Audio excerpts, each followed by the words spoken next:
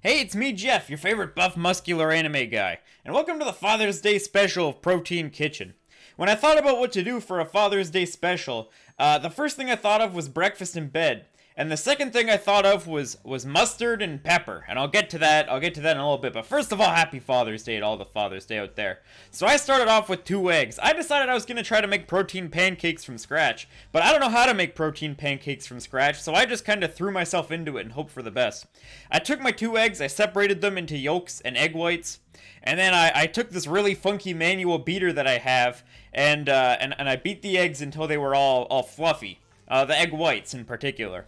I then threw in about a teaspoon of baking powder, I threw in a scoop of my unflavored protein powder, and then I found this package. I had this package lying around my house. It's called Daily Cleanse.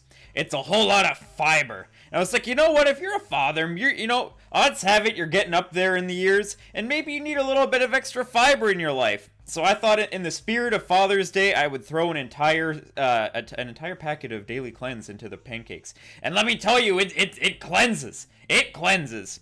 So here's what it looks like on the inside. It kind of just looks like ground up granola bar. And I threw it in and there you go. There it is.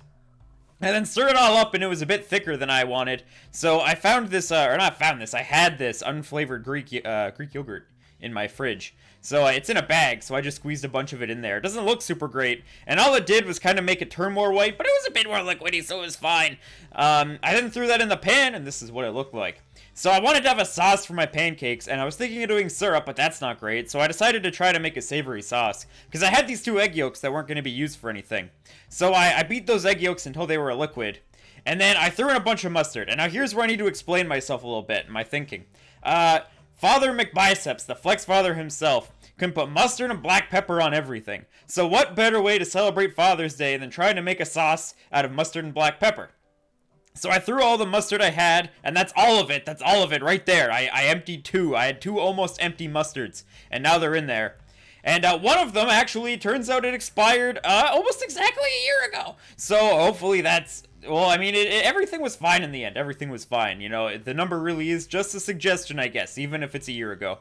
I then threw in a whole bunch of black pepper, and I stirred it up, and that's what it looked like. But this is Protein Kitchen, so I also took a scoop of protein, and I threw it in there, and it doesn't look much different. But now it has, like, half a scoop of protein in it, so that makes it better.